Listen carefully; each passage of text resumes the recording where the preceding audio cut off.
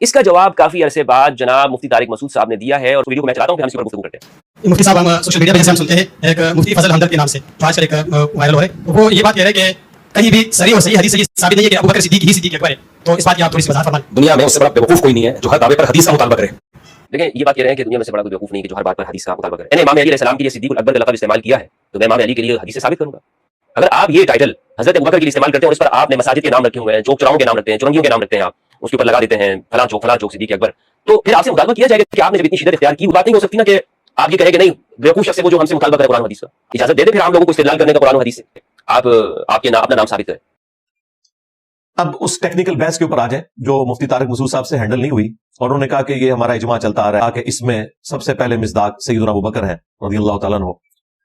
وہ جنرل اس طرح کی کئی آیات قرآن میں موجود ہے، نبی اسپیسیفکلی کسی ایک صحابی کے بارے میں تو نہیں ہے۔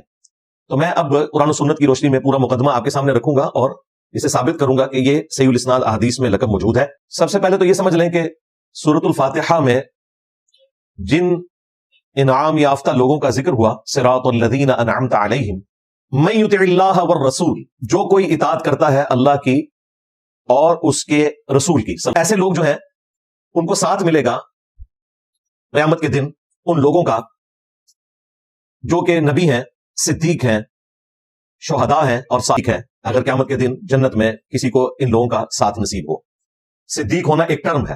انبیاء کے بعد افضل ترین لوگ وہ ہیں جو غیر انبیاء ہیں، نبی الاسلام کے اہل البیت میں سے، آپ کے اصحاب میں سے، یا باقی صدیق کے مرتبے کے اوپر فائز ہیں، ان کے بعد شہداء اور پھر صالحین۔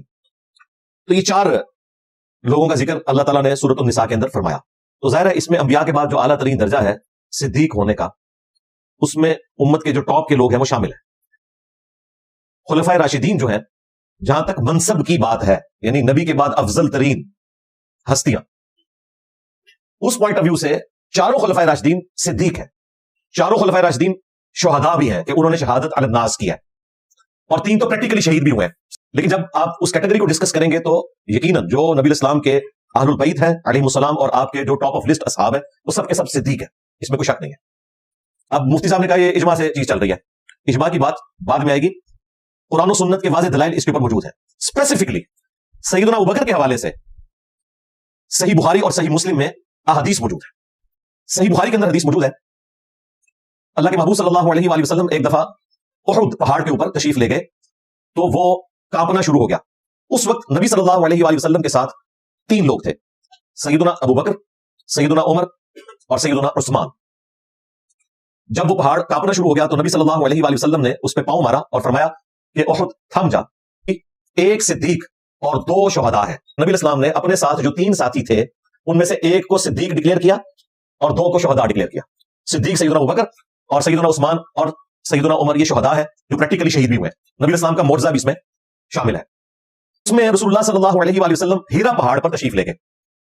اس وقت 6 لوگ رسول اللہ کے ساتھ تھے صلی اللہ علیہ وآلہ وسلم، 4 خلفائے راشدین سیدنا ابوبکر، عمر، عثمان، علی، اور 2 سیدنا طلحہ اور زبیر۔ تو ہیرا پہاڑ بھی کانپنے لگا۔ آپ صلی اللہ علیہ وآلہ وسلم نے ہیرا پہاڑ سے فرمایا کہ ہیرا تھم جا، اس وقت تجھ پر نبی، صدیق اور شہداء کے سوا اور کوئی نہیں ہے۔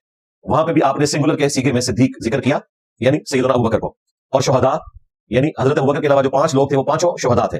ابو جہل جو ہے آیا ابوبکر صدیق رضی اللہ تعالیٰ عنہ کے پاس، تمہارے ساتھی کہتے ہیں کہ بیت المقدس گئے، پھر اوپر بھی گئے اور آ کے کچھ حصے میں گئے، واپس بھی آ گئے۔ ابوبکر صدیق نے کہا کہ اگر نبی صلی اللہ علیہ وسلم نے یہ جملہ کہا کہ میں گیا اور واپس بھی آ گیا تو یہ بات سچی ہے کہ انہوں نے بیت المقدس جانے کی بات کہی ہے، میں تو ان سے بھی دور کی بات جو وہ کہتے ہیں میں اس پر یقین رکھتا ہوں۔ اس میں حرج کی بات کیا؟ بیت المقدس گئے ہوں گے، اوپر گئے ہوں گے، آ گئے، کوئی حرج کی بات نہیں، میں تو آسمان کی بات کر رہا ہوں۔ وہ آسمان کی بات سناتے تو میں اس کو یقین کرتا ہوں۔ آپ تو زمینی بات بول رہے ہیں کہ یہاں سے بیت المقدس گئے 40 دن لگتا ہے جانے میں اور آ کے کچھ حصے میں چلے گئے، میں مانتا ہوں۔ اس لیے ان کا لقب کیا ہے؟ ابوبکر صدیق پڑ گیا۔